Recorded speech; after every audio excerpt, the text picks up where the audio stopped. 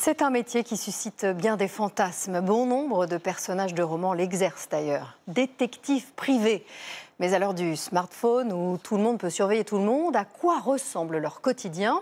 Si l'on en compte de moins en moins en France, vous allez voir que leur mission se diversifie. Enquête minutieuse de nos détectives, Patrick Nénine et Fabrice Hamzel. Hop, il est juste là, on a pu... Il a fallu 5 jours à Nicolas pour trouver l'adresse d'un escroc poursuivi depuis 2 ans par la justice. Il aurait détourné 600 000 euros. Nicolas a été embauché par plusieurs cabinets d'avocats qui souhaitent faire saisir ses biens. Cette adresse, il l'a obtenue grâce à une source confidentielle. La plus grosse difficulté, ça a été de le localiser. Quand on est un escroc et que plusieurs personnes vous recherchent, vous essayez de vous faire petit. Donc... Il est détective privé et doit rester discret. Mais exceptionnellement, il a accepté de nous partager son quotidien. En planque ou en filature, Nicolas passe sa vie dans sa voiture.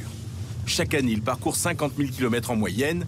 Il y fait toutes les tâches, y compris administratives. Un client m'appelle, m'explique sa problématique, qu'il souhaite recevoir un devis. Dans mon sac, j'ai mon ordinateur, je le déplie, je fais le partage de connexion et le devis, je lui envoie dans les 10 minutes qui suivent, discrètement. Chaque jour, il effectue des missions pour aider la justice, constater des adultères ou mener des enquêtes pour des entreprises. Je me suis mis en mode caméra avec le téléphone. Ce jour-là, Michel passe devant la maison de la personne recherchée. Son téléphone à l'oreille filme le nom inscrit sur la porte sans se faire remarquer. Pour confirmer que c'est bien la personne recherchée, il doit prendre aussi des photos qu'il transmettra ensuite aux avocats. Elles serviront de preuve au dossier. Aujourd'hui, notre métier est très encadré et tant mieux parce que nos rapports partant en justice, les avocats ont besoin de travailler avec des détectives qui connaissent bien le cadre juridique, qui savent administrer la preuve parce que produire un rapport avec des preuves illégales, personne n'y gagne. Débusquer un escroc, confondre un conjoint infidèle, ils peuvent aller plus loin. Il y a quelque temps, nous avions suivi ce détective chargé de surveiller les déchetteries. Il a été embauché par les municipalités qui souhaitent démanteler un trafic de pièces détachées d'électroménagers. C'était coupé à la circulaire électrique. Des maraudeurs viennent parfois arracher les moteurs des réfrigérateurs laissés sur la voie publique. L'objectif bien précis, c'est d'identifier ces filières parallèles.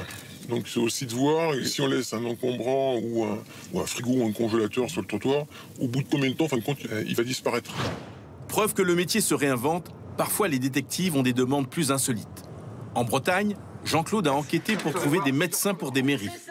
Il consulte des listings professionnels de toute la région, les réseaux sociaux. Il se déplace même dans les facs de médecine pour rencontrer d'éventuels candidats. Les méthodes sont identiques, avoir un bon carnet d'adresses et puis avoir un peu de culot, frapper aux portes, mettre son pied dans la porte. Actuellement, il recherche 2 dentistes pour la commune de Pleucadoc. C'est l'ancien maire qui l'a mandaté pour cette recherche. J'ai 2 dentistes qui sont intéressés. La démarche est assez inhabituelle, mais aujourd'hui, la commune a pu ouvrir un centre médical. L'ancien élu ne regrette pas d'avoir fait appel à un détective. Il a trouvé un médecin et puis après 3 ou 4 professions paramédicales et puis après le réseau a fait que de bouche à oreille. Aide-toi s'il t'aidera, effectivement, devise de Pleucadoc.